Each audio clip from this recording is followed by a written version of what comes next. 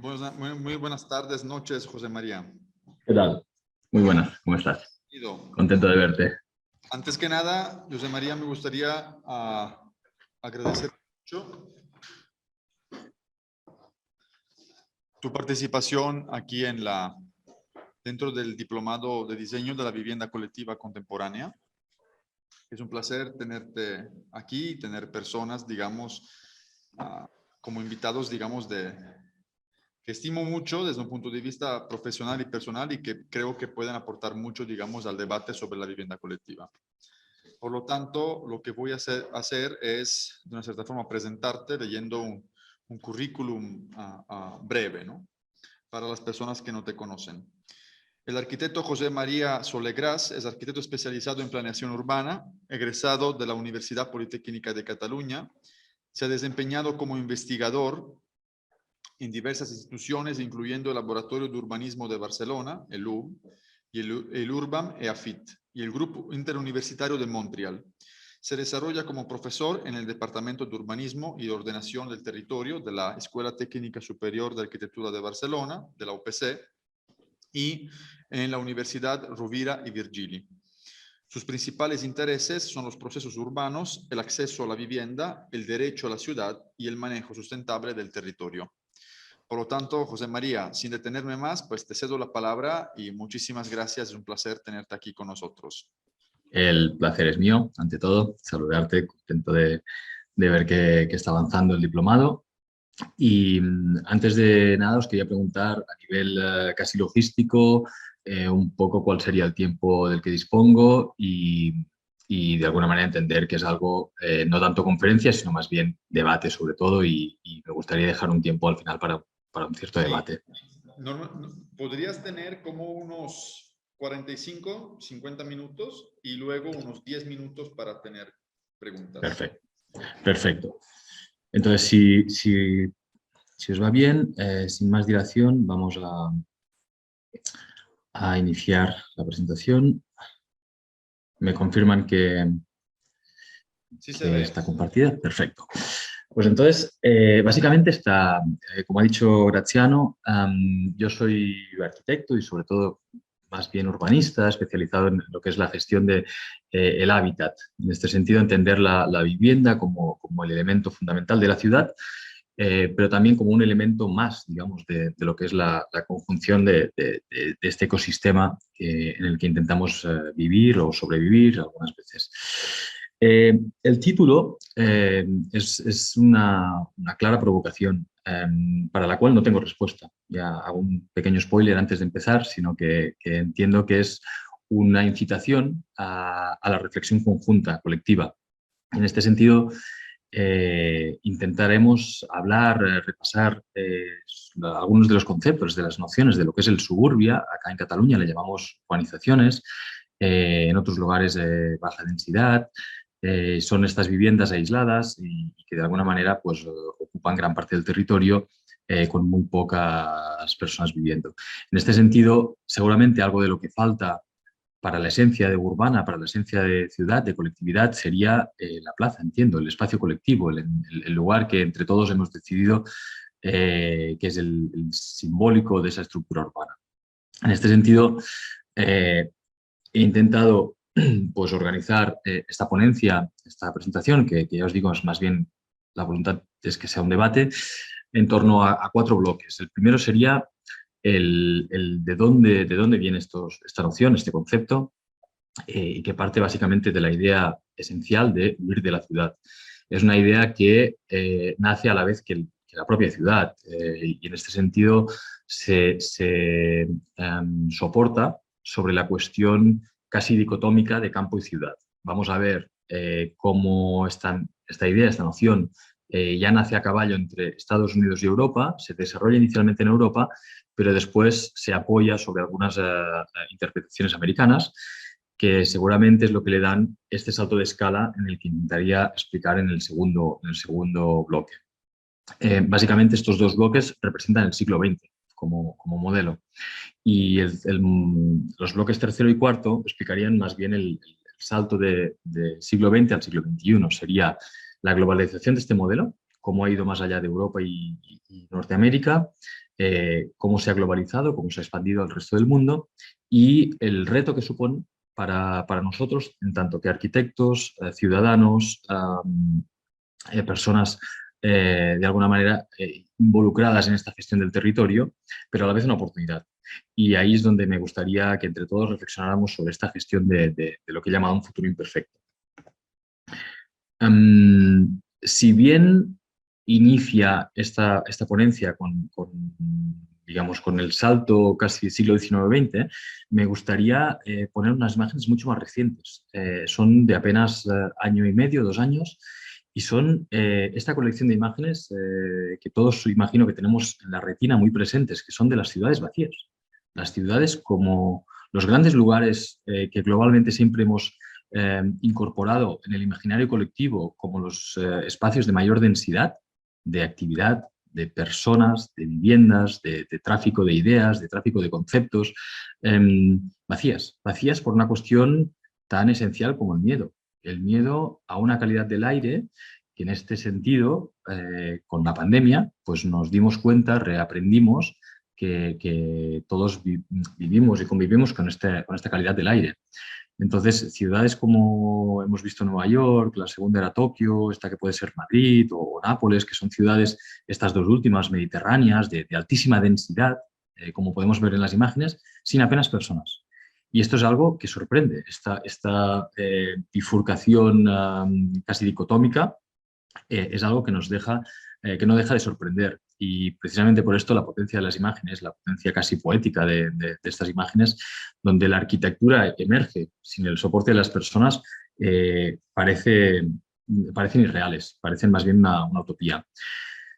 Esto liga con esta segunda idea que intentaba mantener, donde la voluntad sería traer este concepto del miedo a la ciudad o la calidad urbana casi higienista a una concepción también emergente, a una noción emergente, que sería la calidad del aire en tanto que, no tanto en cuanto a dispensador de enfermedades, sino a las enfermedades que derivan precisamente de la contaminación. Y en este sentido, por primera vez, en el año pasado, Cataluña, como región, llevó a la Bienal de Arquitectura de Venecia ningún edificio especial, ninguna ciudad en especial, sino el aire, la calidad del aire en la cual todos convivimos. En este sentido, estas dos imágenes son de Barcelona, un día con altos niveles de contaminación y un día con bajos niveles de contaminación. En la imagen de la derecha nos damos cuenta que es una ciudad extremadamente densa y precisamente por ello una alta contaminación afecta a muchísimas personas. El hecho de la suburbia, de la baja densidad, que vamos a discutir a partir de este momento, precisamente alimenta este modelo, porque genera una movilidad continua entre dentro y fuera de los límites de una ciudad que incrementan muchísimo esta calidad del aire. Entonces, este nuevo cambio de paradigma, que al final no es otro que volver a unas preocupaciones que tenían nuestros antecesores hace más de 100 años, pues me parecía como muy sugerente para contextualizar y entender que la historia pasada tiene un presente muy, muy vigente.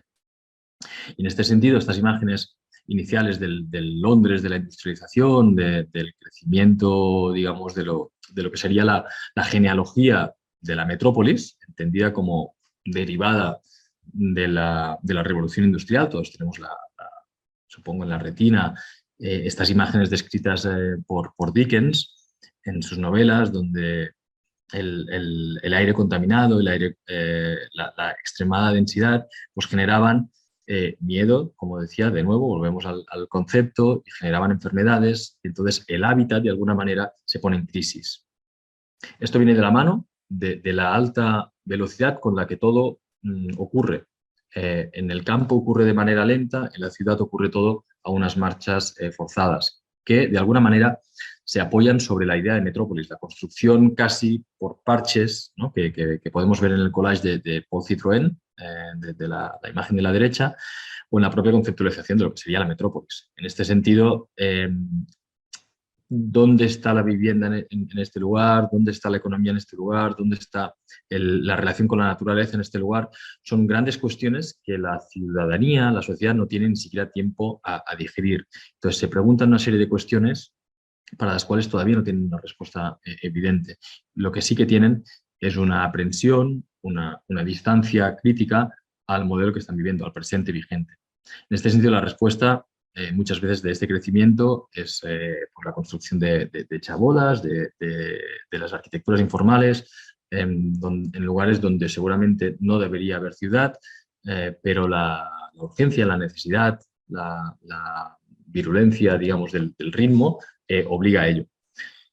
En este mismo sentido, pues estas desigualdades sociales que se experimentaban en ese momento, que se siguen experimentando en tantas y tantas latitudes, derivan a la vez en fricciones sociales y, como vamos viendo, forma de ciudad y forma de sociedad son los grandes motores que van a conllevar el nacimiento del suburbio como concepto. En este sentido, la ciudad empieza a ser percibida como lugar contaminante, como lugar provocador de desigualdades, como lugar también de violencia. Y aquí es donde se rompe el paradigma. Aquí es donde aparece un periodista de formación que se convierte en urbanista. Estamos hablando de Ebenezer Howard, es como he comentado, un periodista inglés que a sus 21 años viaja a Estados Unidos durante 5 años. Si no recuerdo mal, reside en Nebraska primero, en Chicago después, y allí descubre estos dos ritmos que comentábamos, ¿no? El ritmo del campo, donde la ruralidad tiene unas condiciones específicas, versus a la urbanidad o metropolización, que tiene otros ritmos, otras cualidades totalmente opuestas. En este sentido, él, con una voluntad muy publicista, establece este diagrama, que me parece que es bastante claro, en el cual coloca 3 imanes, 3 magnets, ¿no? Que sería con polos positivos y negativos para ciudad, para campo, y su tercera opción, que sería ciudad-campo. En este sentido, para la ciudad, si leemos mínimamente, a la izquierda nos quedarían los polos negativos y a la derecha nos quedarían los positivos. A la izquierda, por ejemplo, pues para la ciudad vemos que está lejos de la naturaleza, pero que a la vez, como contraposición, digamos, positiva, es que hay oportunidades sociales, hay encuentros, está ese efecto sorpresa, digamos, de encontrar la diversidad que comentábamos.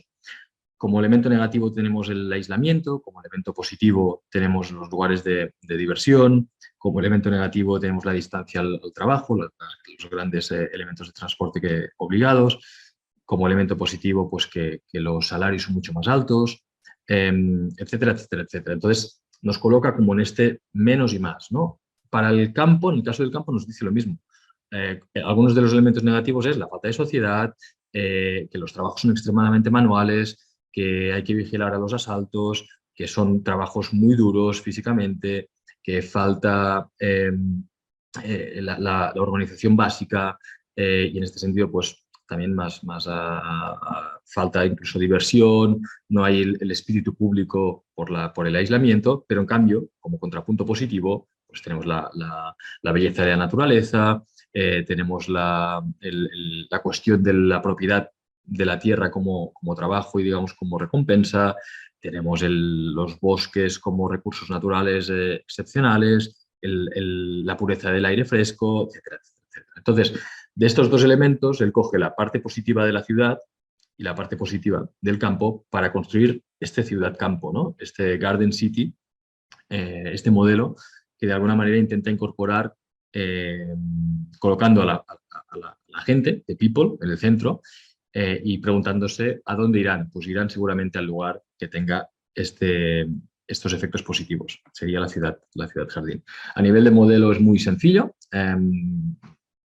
Demasiado seguramente, en muchos casos, digamos, una simplificación, y para la cual, como vemos en este esquema, pues intenta incorporar una cuestión básica, que es la autosostenibilidad, digamos, el autoabastecimiento de una población de 32.000 personas. Él entiende que hay que limitar la población, que en lugares como están creciendo tantísimo como en Londres no puede repetirse esto porque precisamente genera esas desigualdades, y la única manera de garantizar ese equilibrio social, ese sentimiento de comunidad, ese sentimiento de alguna manera de perfección social, volvemos a lo mismo, idea social, idea urbana, pues inventa este sistema, ¿no?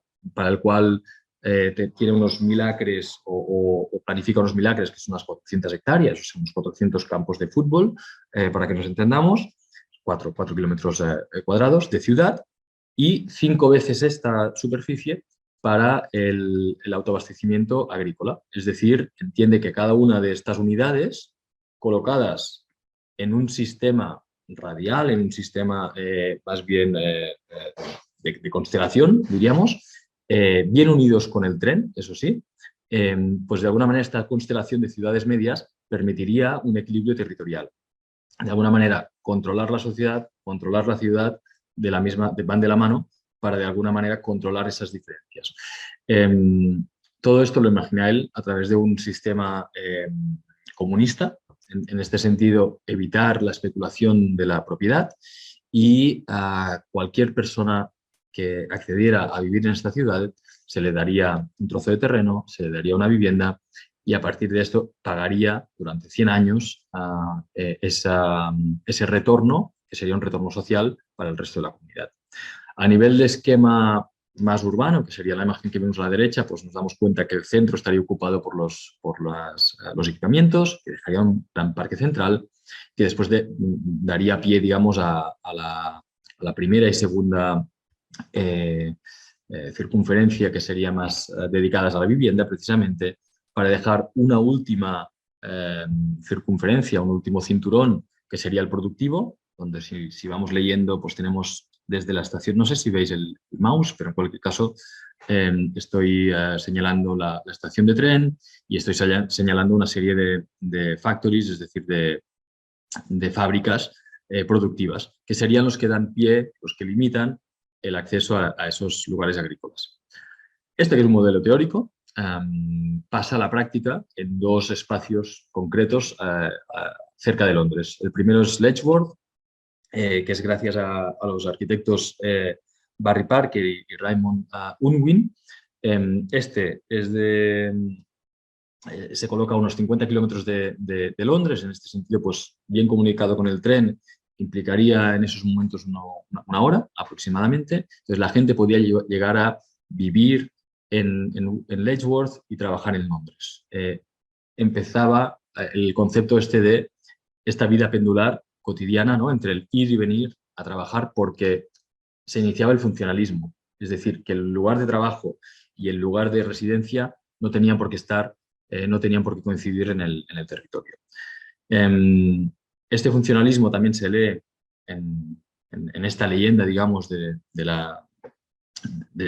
modelo de ciudad, donde vemos el espacio residencial por un lado, el espacio industrial por otro, y los lugares de comercio siempre generando esta nueva centralidad alrededor de la estación de tren. Este mismo concepto se repite unos años después en Welwyn.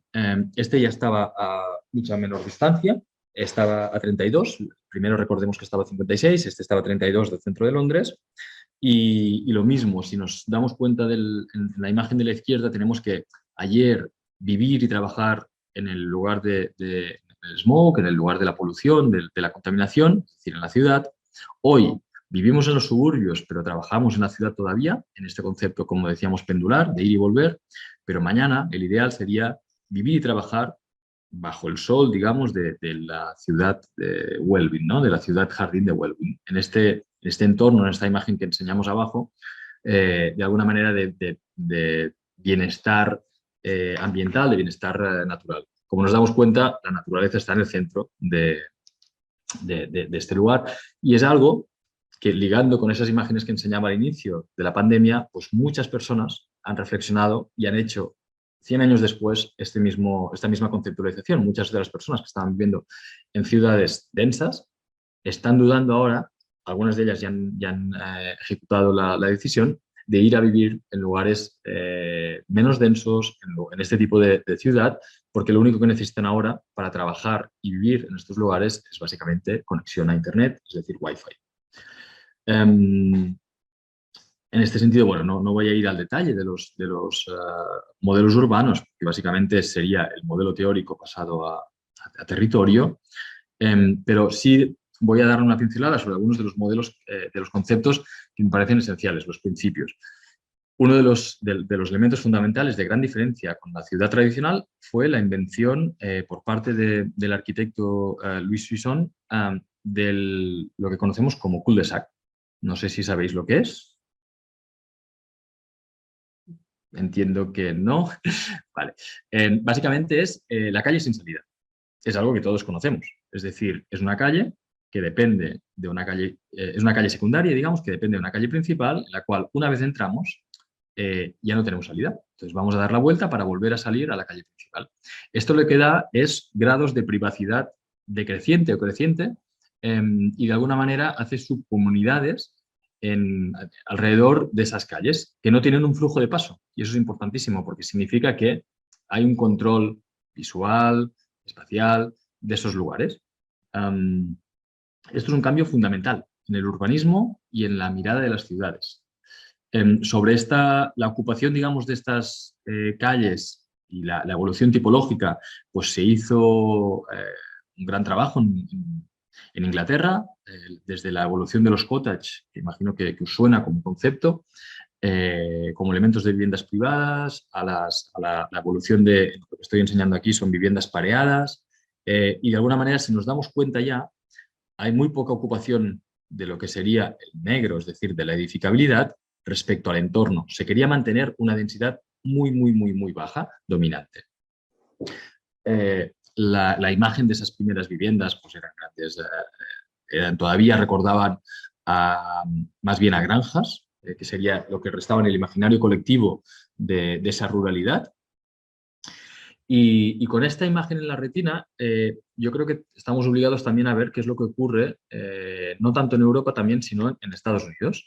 Y porque es el gran motor de este cambio, es el gran motor de este cisma, lo que decíamos entre ciudad y campo. Es el que, de alguna manera, incrementa esa distancia conceptual entre estos dos modelos. Y de nuevo se apoya sobre lo que está ocurriendo en las ciudades, en las grandes ciudades, es decir, el crack del 29, el crack económico, genera grandes sufrimientos en los ámbitos, sobre todo urbanos, donde la falta de trabajo genera pues grande pobreza, muchísimas colas para todo. De alguna manera esa desigualdad es donde se hace más cruda en los ámbitos urbanos.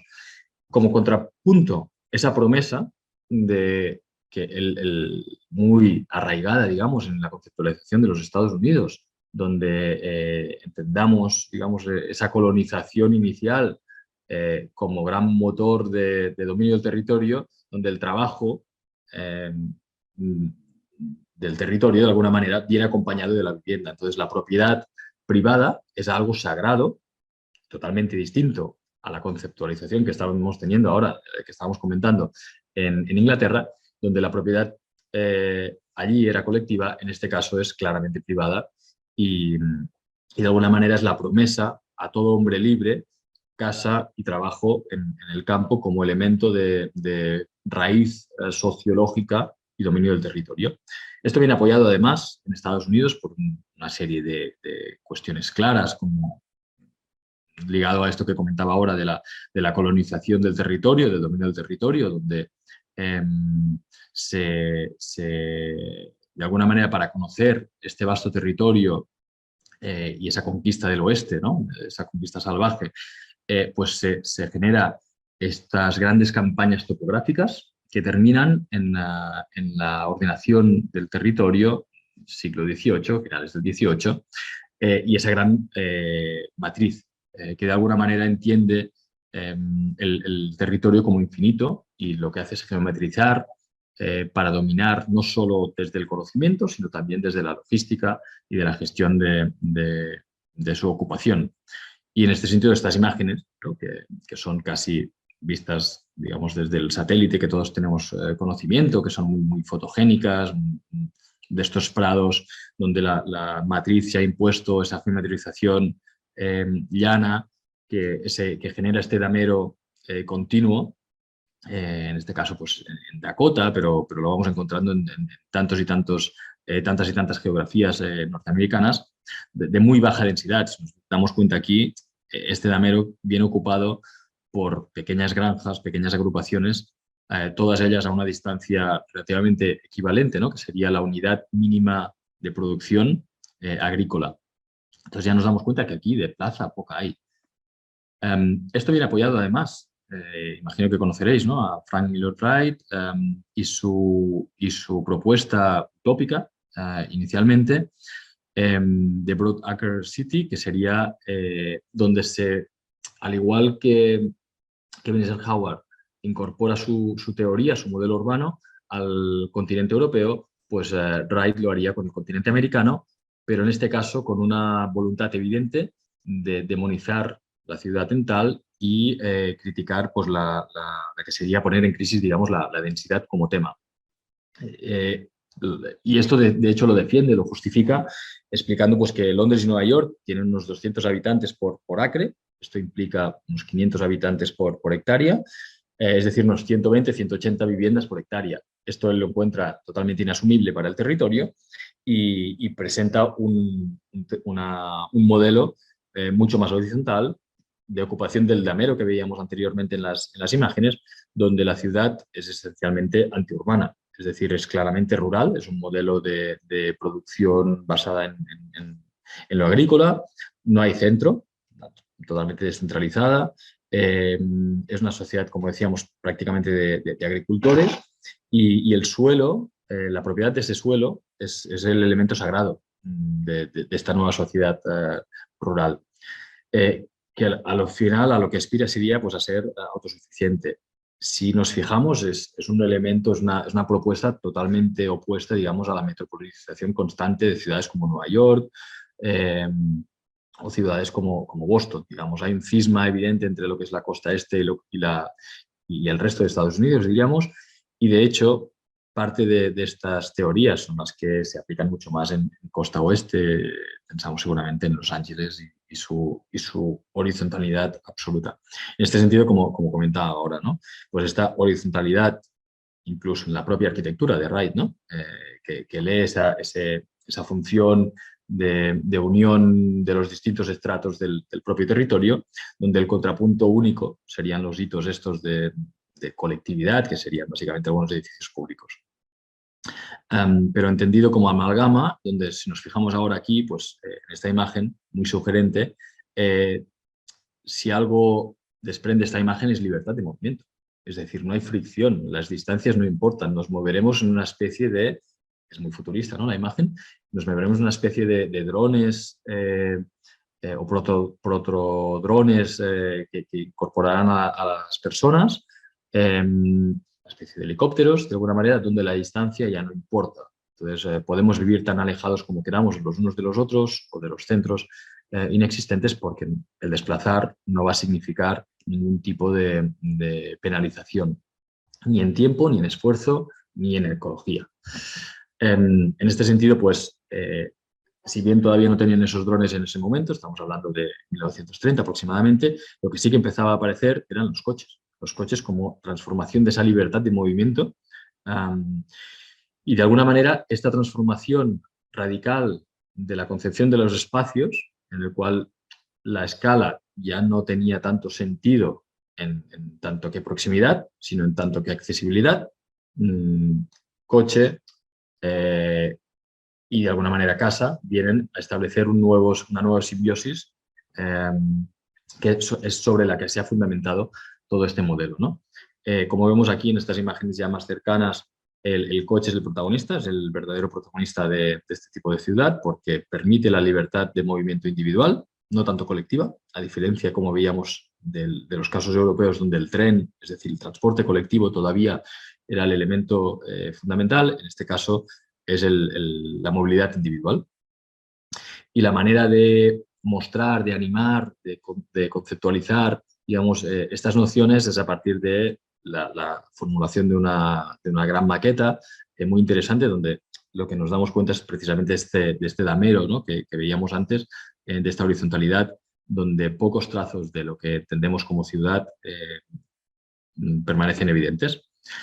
Y esa fuerza de la maqueta, a falta de un render, ¿no? A falta de esas imágenes que veíamos, la potencia de una maqueta es tal, en esos momentos, estamos hablando de 1932, y en este caso en la Feria de Nueva York, 1939, pues la potencia de la maqueta es tal como instrumento comunicador de ese futuro, de ese escenario de futuro, que se incorpora esta maqueta en la cual es percibida alrededor una especie de helicoide que permite entender pues, todos los ángulos de esa maqueta, digamos que es casi semiesférica, donde los límites se diluyen, ¿no? Y incluso había una parte en la cual a mayor detalle las personas se podían sentar en esa especie de cinta de alguna manera de Moebius que se iba desplazando alrededor de esa maqueta, entendiendo que, como decíamos, la fricción desaparecía de las distancias y ese fluir, esa velocidad constante empezaba a establecer la parte esencial de la conceptualización de las ciudades del siglo XX en Estados Unidos. Eso venía de la mano, como decíamos, del coche y de las infraestructuras que permitían ese cruzar el país en menos de un día. Fue la gran obsesión de Eisenhower como presidente.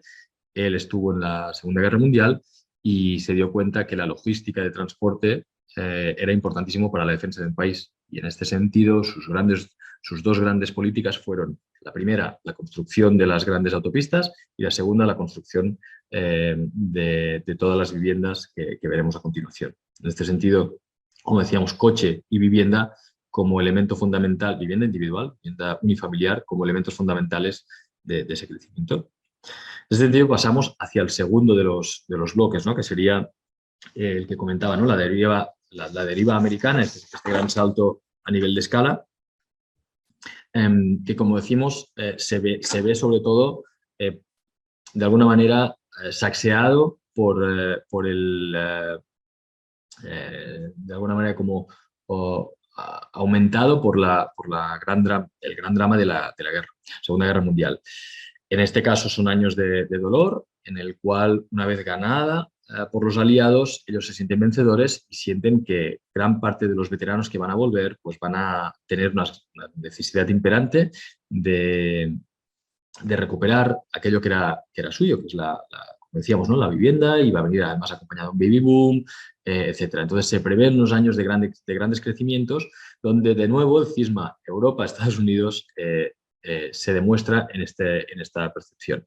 En Europa la respuesta sigue siendo sin abandonar la ciudad, pero sigue siendo una cuestión numérica. Europa, gran parte de Europa, recordemos, perdedora de esa guerra, y en este sentido la respuesta es numérica, pero en altura, y generando estos grandes ensembles, estos grandes, de alguna manera, polígonos de residencia, de nuevo también solo residencia, es decir, de una única función, pero en altura. Y en cambio Estados Unidos, la promesa que comentábamos anteriormente es precisamente la de la casa individual para la formación de una familia, ¿no? Y esta casa que viene, como comentábamos, con el coche, pero también con todos los appliances, con todos los electrodomésticos que van a hacer una vida mucho más fácil, que es el concepto de modernidad, que es el concepto de bienestar, etc. Es decir, es lo merecido a aquellos ganadores. Y aquí aparece un momento clave, que es esta familia, los Levitt, una familia judía que había participado en la Segunda Guerra Mundial llevando logística de construcción de campos de batalla. En este sentido, pues eran muy buenos en montar unidades básicas de tiendas de campaña, donde se curaba a las personas, donde se juntaban, se hacían las reuniones, etc. Pero lo que era importante para ellos era la rapidez de montaje, que les daba ventajas sobre al resto de competidores. Termina la guerra y lo que hacen es darse cuenta de esa nueva necesidad creciente que comentaba de los veteranos que iban a volver, y transforman su industria altamente competente en logística y de alguna manera escala al por mayor y lo convierten, de alguna manera solidifican o consolidan la tienda de campaña en estas viviendas. Construyen un tipo de ciudad que recupera esas ideas de la baja densidad, es decir, cada familia tendrá su casa propia. Esto se construye en Long Island, es decir, muy cerca de Nueva York. Y si nos damos cuenta, es un tipo de montaje casi IKEA, ¿no? Donde lo único perenne, lo único que es fijo para todos, es, la fundamentación, digamos, los cimientos. Pero a partir de aquí, la repetición de estas, como decíamos, ¿no? Tiendas de campaña consolidadas, es lo que da aspecto a este tipo de nueva ciudad, donde, insisto, dónde queda la ciudad, ¿no? Dónde queda la plaza, dónde queda el lugar de encuentro. Esta serialización de la arquitectura parte digamos, es parte del éxito y se construyen, si no recuerdo mal, 30 viviendas por día, o sea, es un ritmo estratosférico para la época. El éxito de visitas, este tipo de ciudad estaba pensada para 30.000 personas y en el primer día o los 2 primeros días, no recuerdo bien, reciben visitas para 60.000 personas. Es decir, que hay una altísima demanda de este tipo de ciudad, que es totalmente opuesto a lo que existía en ese momento. Y, como comentaba anteriormente, las políticas de ayuda a la vivienda por Eisenhower, es decir, por el Green Deal, incorporan esas ayudas a una financiación adecuada. Entonces, las hacen mucho más accesibles para cualquier tipo de persona en cualquier tipo de situación. Y esto lo representa muy bien muchas de las películas, etcétera, pero tiene muchas caras oscuras. Y aquí es donde entramos en algunas de ellas. La primera es la jerarquización absoluta de los espacios y de esas tipologías en función del género. Es decir, es una tipología pensada para parejas o familias de color blanco, de lo que sería la construcción de la clase media, donde la mujer no trabaja fuera, sino que trabaja en casa. Ese trabajo casero no es considerado como trabajo y el hombre tiene un trabajo en la ciudad, se le concede como una capacidad productiva de ida y vuelta, es decir, una ausencia del lugar de residencia durante gran parte del día, y en cambio la presencia de la mujer. Esto da pie también al crecimiento de un imaginario colectivo muy, muy interesante alrededor de la posición de la cocina, alrededor de la presencia de estas ayudas mecánicas, la incorporación constante, digamos, de nuevos gadgets, de nuevos electrodomésticos. Y a nivel urbano, pues como decíamos, la disposición de las calles, de estos cul-de-sac, en este caso, para hacerlo incluso más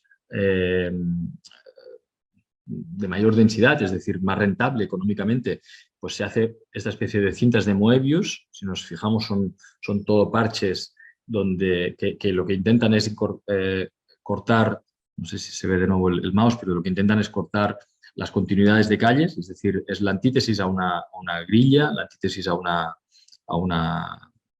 una red cuadrangular.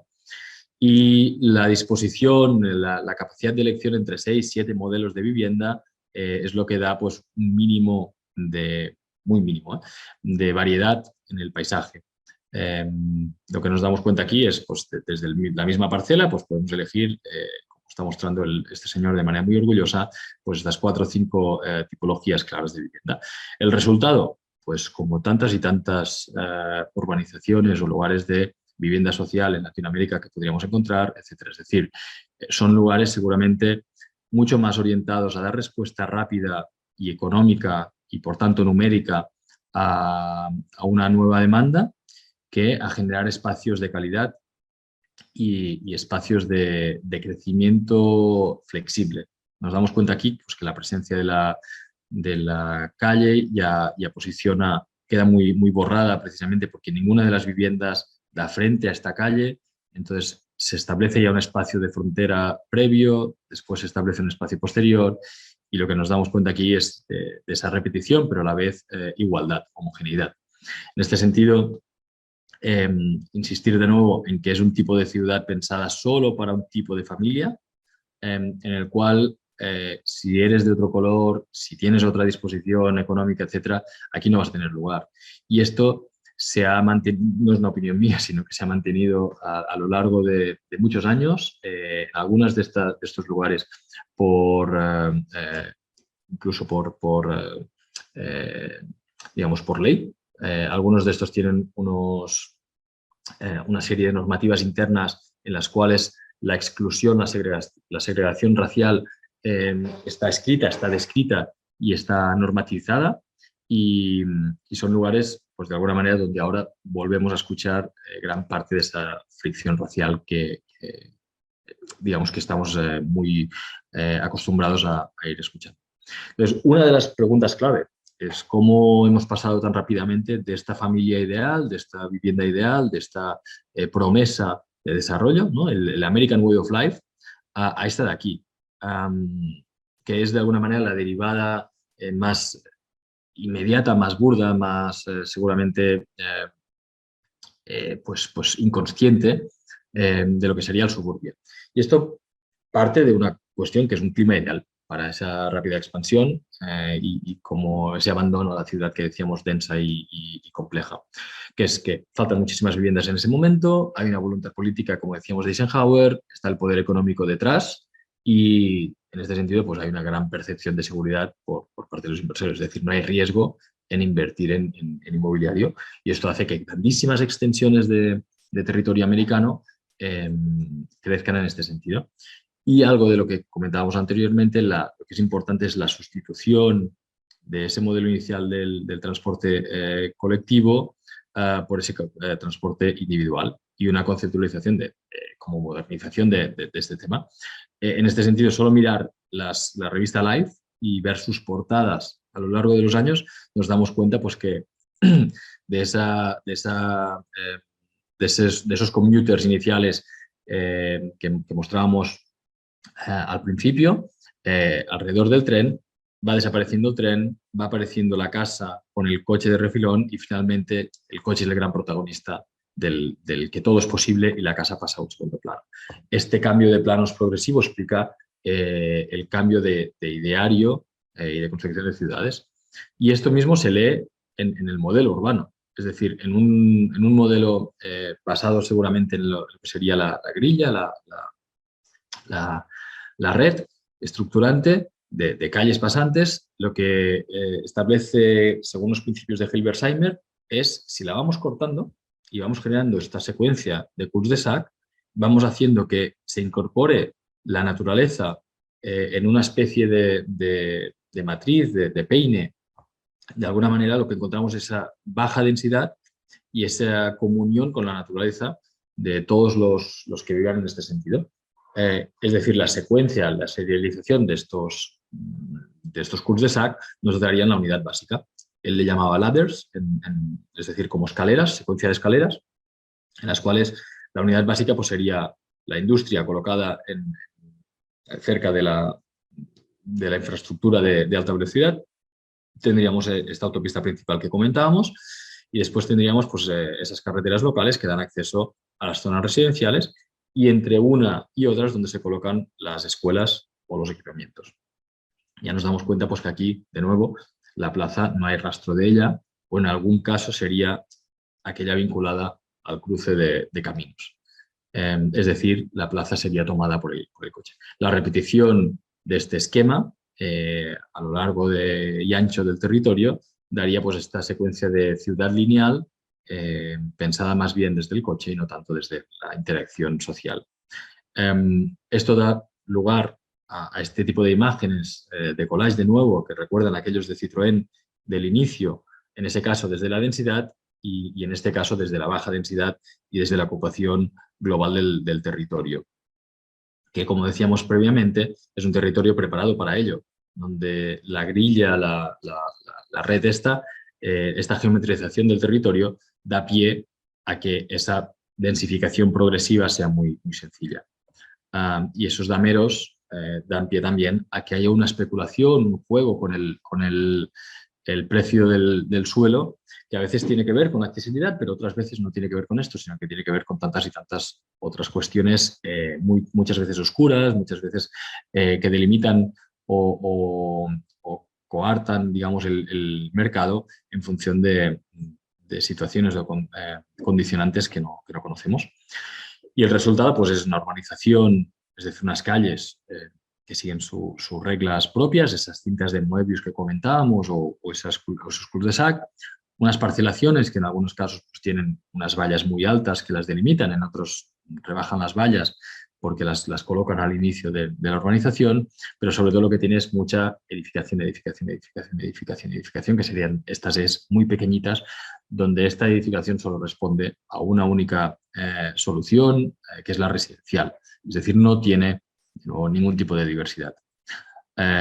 Algunas imágenes así como para pasar rápido de este tipo de construcción que comentábamos, que podrían ser en cualquier sitio, o sea, podemos ver los nombres que van apareciendo, pero nos damos cuenta que la extensión geográfica es muy amplia y que de alguna manera cada una de ellas lucha por tener diferenciación de la de al lado y no continuidad, y cada una inventa incluso un tema propio y empezamos ya a vincularlas con el concepto de tematización de algunos de estos lugares o de identidad generada y creada. Algunas de las imágenes que sorprenden más, seguramente, desde un punto de vista, al menos de urbanista europeo, son este tipo de soluciones donde la ciudad, dos momentos de la ciudad están a tocar, pero está la voluntad precisamente de no tener continuidad.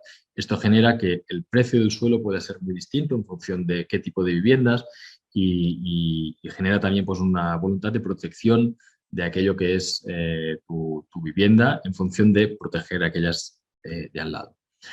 Son hábitats y lugares de residencia muy exclusivos en el sentido que buscan solo los iguales y en este sentido tienen muchas de las obligaciones de cuidado de las propiedades que obligan a todo aquel que entra a cumplir a rajatabla pues partes como todo aquello que es visible desde las calles, a veces cortinas, a veces puertas principales, a veces garajes, etcétera, pero todo aquello extremadamente visible o algo que a nivel climático o a nivel de ahorro de energía o a nivel de gestión de los recursos naturales es altamente dañino, como sería la gestión del agua por el riego de la hierba. En muchos de estos casos es obligado.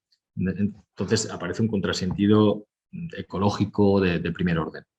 Algunas de las viviendas aisladas, como podemos ver, tienen el pack completo de, ante todo, la calle, digamos, casi negada. Lo que pasa por delante de todo sería el garaje, esa cultura americana muy vinculada al garaje como el elemento de que pasan muchas cosas, es decir, donde puede ocurrir la creación de una pequeña empresa.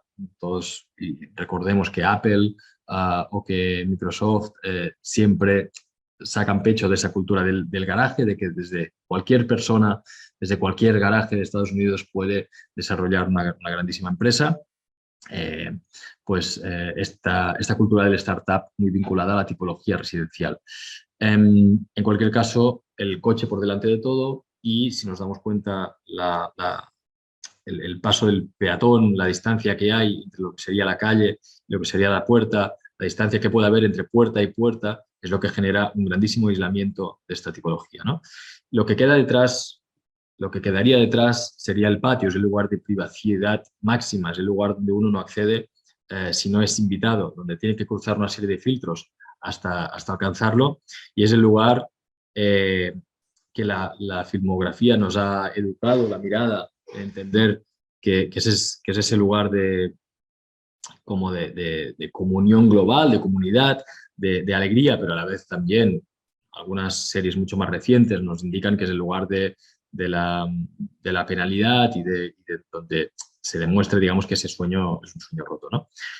Algunas de las imágenes del tipo de ciudad, de alguna manera el paisaje urbano resultante de la secuencia de estos barrios, pues sería esto de aquí, como decíamos, dominante por el garaje, donde la presencia del peatón, donde la presencia de la persona queda absolutamente negada. No vemos muchas veces la interacción con ventanas, no vemos la interacción con balcones, vemos distancia, vemos vallas. Es decir, es una ciudad, es una ciudadanía, es una urbanidad negada desde la tipología tanto urbana como de vivienda.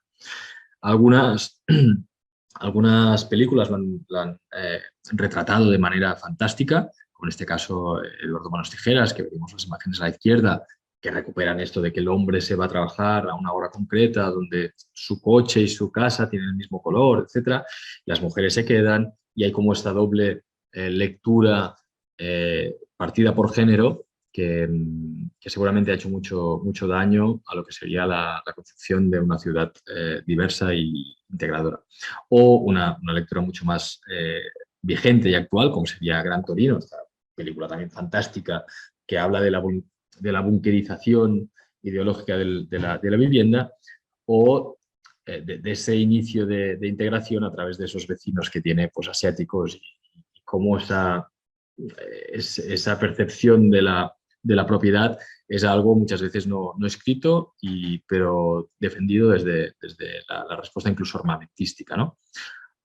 Todo esto solo puede venir apoyado, como decíamos, desde el coche, desde estas grandes infraestructuras que acaban dominando tanto, digamos, los barrios de baja densidad como las entradas en las ciudades, es decir, hacen inaccesibles, generan unas nuevas barreras, unas nuevas murallas a esa ciudad y, y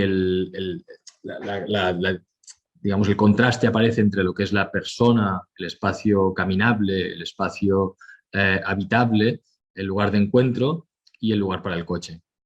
Estas son imágenes constantes que de alguna manera la pandemia había borrado durante unos meses, unos periodos concretos y había generado un gran interrogante a muchas de las personas que pensábamos que quizás parte del modelo sería cuestionado y podría ser debatido, pero con la recuperación post-pandémica nos damos cuenta seguramente que el modelo persiste y que va a persistir seguramente en este futuro imperfecto que decíamos antes.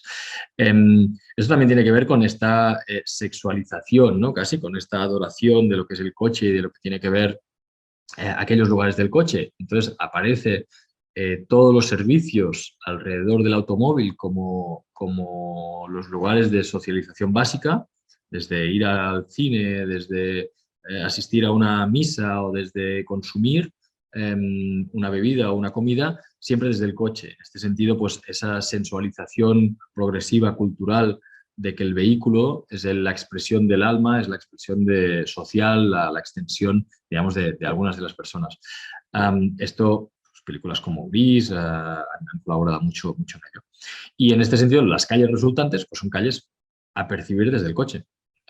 Son calles de grandes contenedores, muchos de ellos, como decimos, informes, precedidos en este caso por grandes aparcamientos que están todos ellos programados para el máximo día, el mayor día de venta, es decir, que están sobredimensionados en su totalidad y que básicamente es para el Black Friday. Y para el resto del año, en cambio, pues esa sobredimensión no puede ser aprovechada de ninguna de las maneras y a nivel ecológico, pues una grandísima cuestión a resolver. Estas playas de viviendas que hemos visto previamente o estas playas de coches que vemos en estos momentos, estas grandes extensiones, son algo que ecológicamente darán pie al cuarto de los bloques sobre el cual hablaremos, que es este reto, ¿no? De cómo trabajar sobre estos espacios y sobre estas plazas resultantes o estos lugares de interacción que en gran parte de este tipo de ciudades pues pasaría por la gasolinera. Muchas veces donde ya incorpora el lugar de compra, incorpora como esa sociabilidad básica basada en el aislamiento.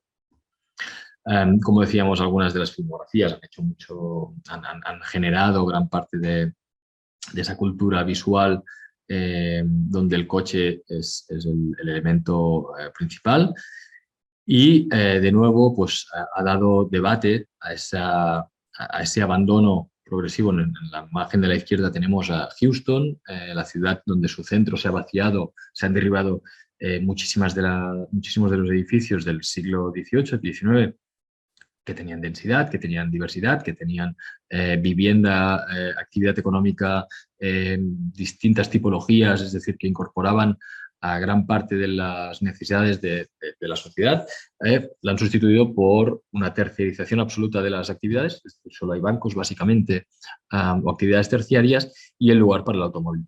En este sentido han desangrado de vitalidad ese lugar y es algo por lo que lucha Jane Jacobs en Estados Unidos, perdón, en New York y parte de Brooklyn contra, digamos, contra el modelo que se estaba aplicando en el resto de Estados Unidos. Entonces, esa lucha por no abandonar el centro, en este caso Jacksonville, ¿no? Ese centro abandonado, ese centro donde la escala humana ha desaparecido, donde digamos, el lugar de contacto entre viandante y edificio, arquitectura, es el lugar que te expulsa, que te repele, es una, como decíamos, una nueva muralla que de manera muy casi cínica, ¿no? Se llama Square, es decir, se llama plaza. Creo que son grandes cuestiones a imaginar y a intentar dar respuesta. Y en este sentido se ha vinculado muchísimo la ciudad, la gran ciudad, con la criminalidad y los números de los años 70 a los 2000, digamos, así lo han intentado apoyar en ese discurso muchas veces construido de que la ciudad es el lugar donde existe el crimen, es el lugar donde si eres de clase media, si eres de clase alta, nunca puedes estar más allá de cierta hora, etcétera, etcétera, etcétera. Es una cultura, de nuevo, generada desde el miedo. Y esto, de nuevo, ha derivado, una segunda derivada sería el incluso cerrar este miedo, obligar o justificar, incluso cerrar parte de estas comunidades. Entonces aparecen las gated communities, es decir, las urbanizaciones, las suburbias privadas en sí mismas, que ya no colocan una valla a cada una de sus parcelas, sino que la colocan en la calle principal, es decir, cierran ese cul-de-sac y controlan el acceso de quién puede entrar y quién no. Es decir, toda persona ajena a esa comunidad ya no es que pueda por casualidad cruzar, sino que necesita identificarse, necesita decir por qué, justificar horarios, justificar, digamos, motivos, etcétera. Y esto lo que hace de nuevo es una nueva frontera, en este caso social, de interacción. Al final, esto lo que acaba dando pues es que lo importante es la puerta de estas ya no la puerta al garaje de la vivienda, sino la propia puerta de la urbanización, del suburbia, donde los nombres explican una descontextualización absoluta, es decir, ya forman parte de una tematización globalizada. Podemos inventar lo que sea, podemos decirnos lo que queramos, básicamente es intentar establecer una identidad propia, distinta a nuestros vecinos.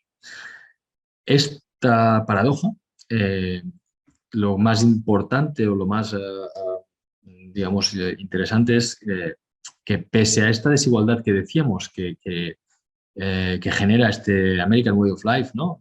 Que se supone que es o se supone que era el estándar, el mayor estándar de bienestar social, etcétera, se ha demostrado de manera muy evidente y muy flagrante pues que no es así. Pero incluso con estas evidencias ha ocurrido algo que, digamos, que sorprende muchísimo, y es que el resto del mundo se ha adoptado este modelo y lo ha replicado. Y de alguna manera lo ha replicado de ida y de vuelta. Y algo de lo que está ocurriendo en esta imagen que encuentro siempre como muy pedagógica, que es el plan que generaban, que tendría que ver con el concepto de gentrificación que aparece ahora, ¿no? Que es los blancos vivían en las ciudades, pero llegan las minorías y con esas minorías llega el miedo a la diferencia, entonces se construyen los suburbios.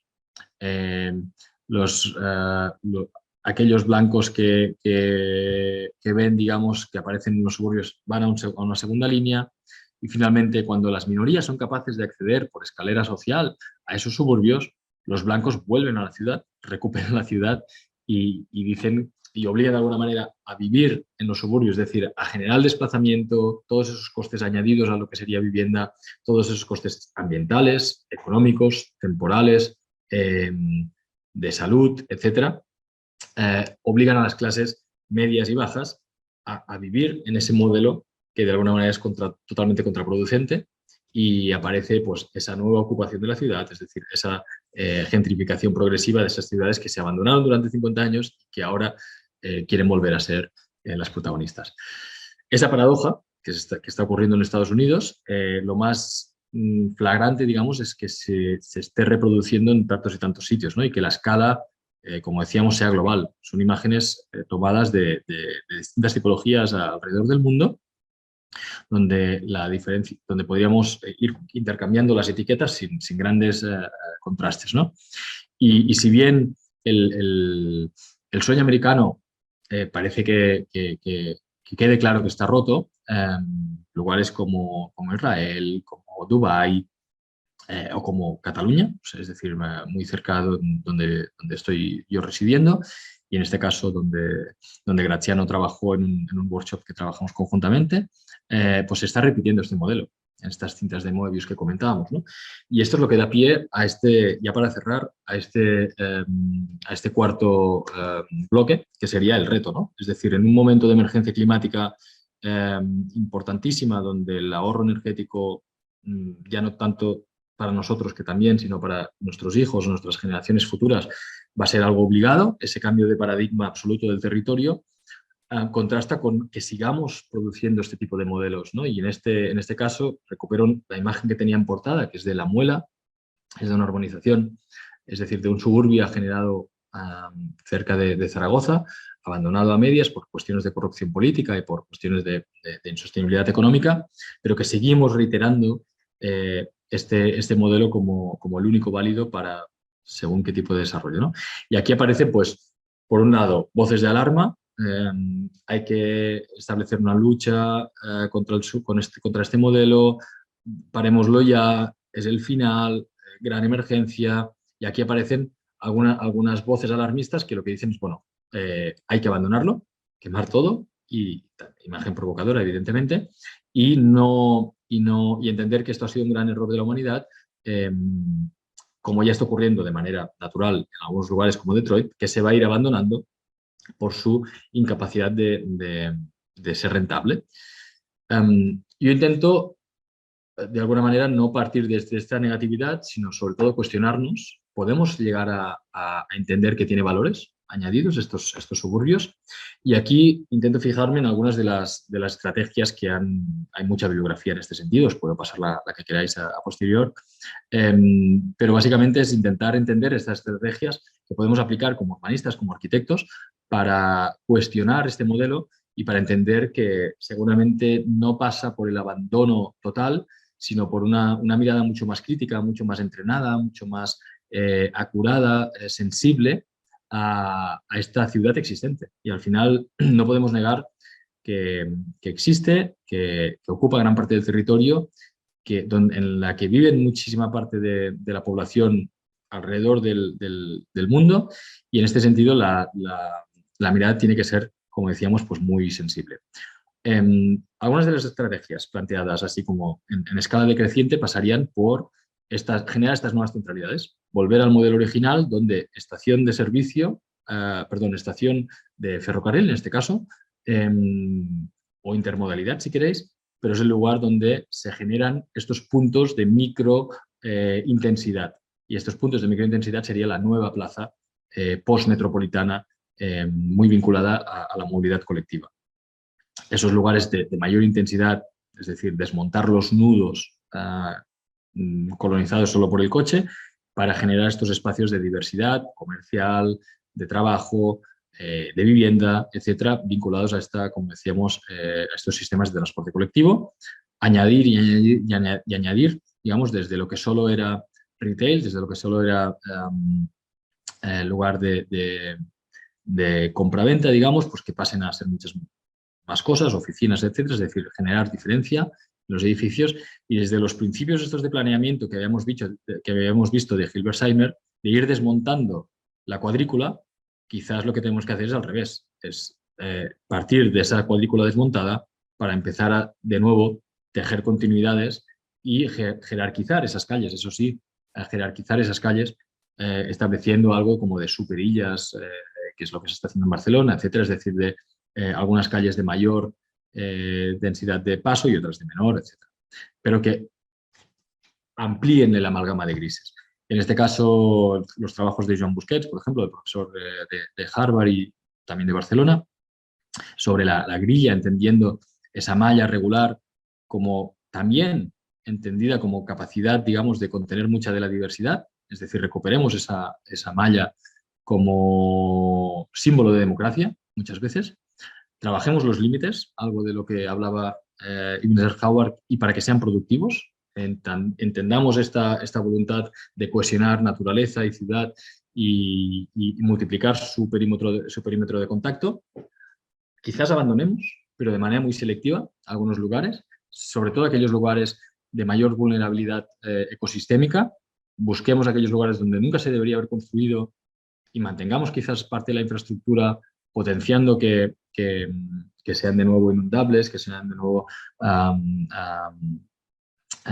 digamos, que la naturaleza tome su tiempo y su ritmo, pero que de alguna manera se adueñe de esos lugares donde nunca debería haber sido construido. Son viviendas todas ellas que tienen gran superficie de desarrollo, digamos, envolupante. Entonces, ¿por qué no sacar mayor aprovechamiento climático y de ahorro energético? Es decir, tiene mucha piel, tiene mucho espacio de intercambio. En un momento donde estamos entendiendo que tener fachada es responsabilidad nuestra, abrigarnos, protegernos, establecer filtros, etcétera, son espacios donde desde la arquitectura, desde el trabajo técnico, podemos incorporar muchísima mayor flexibilidad, digamos, a este tipo de viviendas.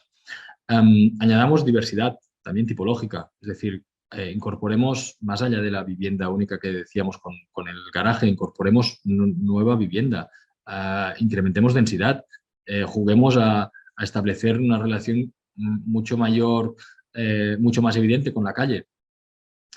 Dejemos que el tiempo pase muchas veces, es decir, desregularicemos. Lo que estábamos comentando es que mucha de esta suburbia viene muy regularizada, viene muy normatizada. Si quitamos parte de estas normativas, en el caso de Cataluña, por ejemplo, hay gran parte de la normativa que viene fijada con el unifamiliar. Si quitamos el uni y dejamos familiar, solo residencia, ya es mucho.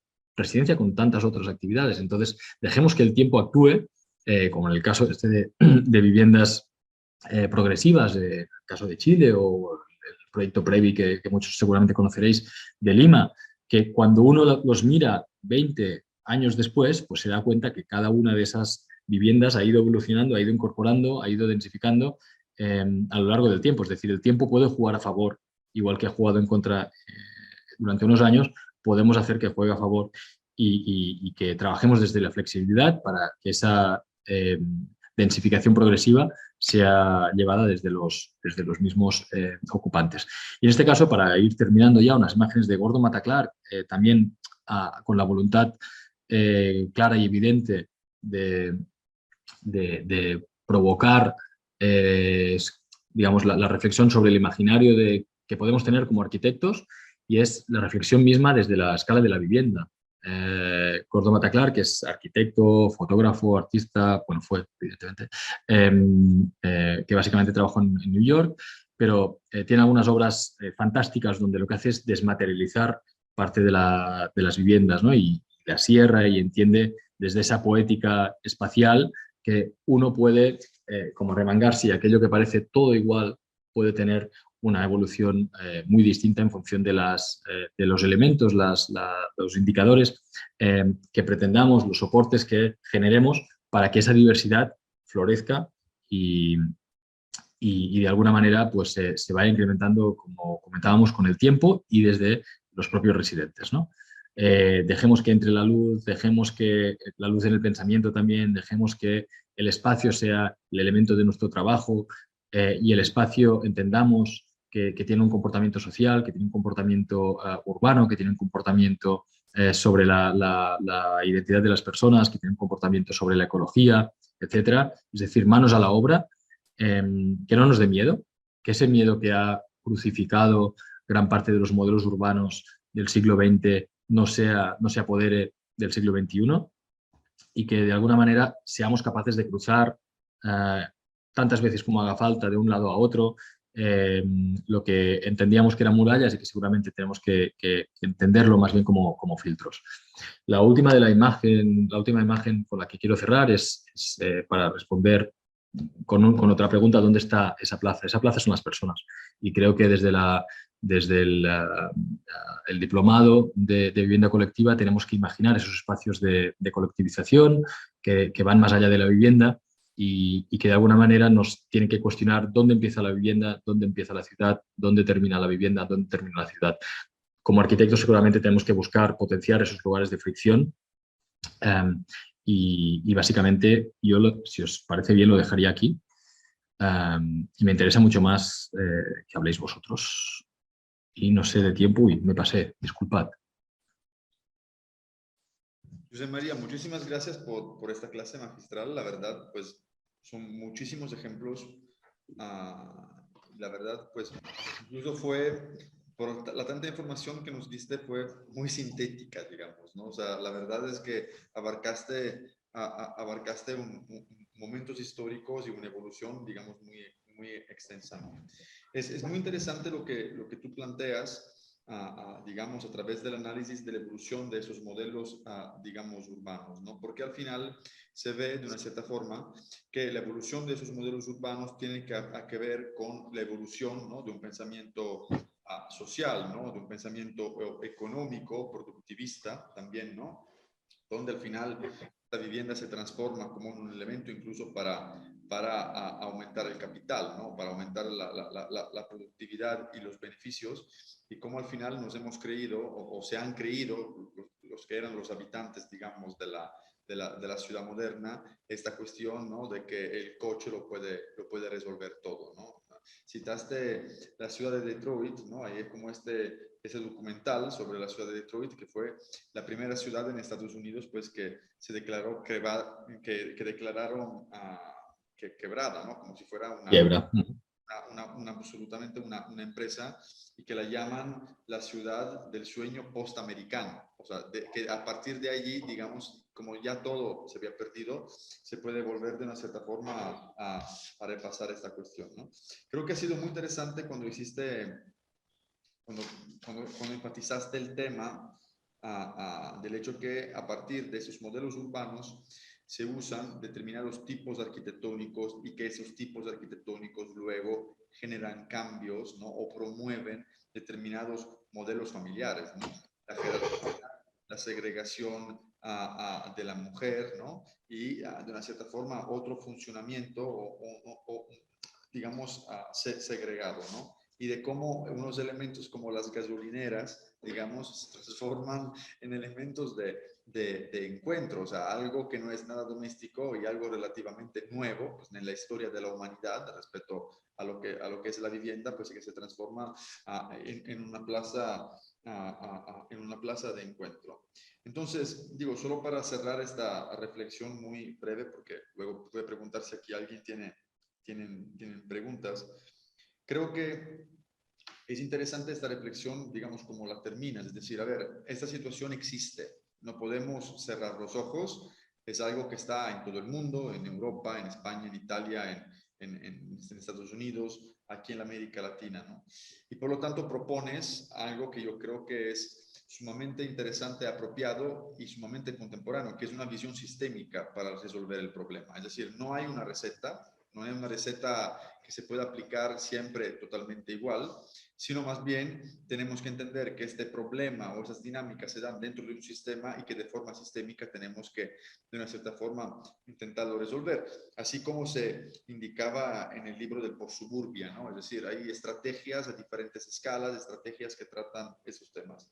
Ahora bien, si por un lado, digamos, con las situaciones que ya existen, ¿no?, estas que ya están construidas, deberíamos de actuar o pudiéramos actuar bajo un enfoque estratégico, sistémico que aborde, ¿no?, y que digamos, de golpes, ¿no?, a la situación bajo diferentes puntos de vista en diferentes lados, también a lo mejor creo que sería necesario no seguir promoviendo eso. O sea, con los que tenemos vamos a ver cómo los arreglamos, pero ya no queremos tener más, ¿no? El hecho que encontremos una solución no quiere decir, digamos, que tendríamos que caer o que deberíamos de caer otra vez en el mismo problema, porque si no se vuelve como cíclico, ¿no? Entonces, errare humanum es, o sea, nos podemos equivocar, pero es diabólico repetir de una cierta forma el error, ¿no?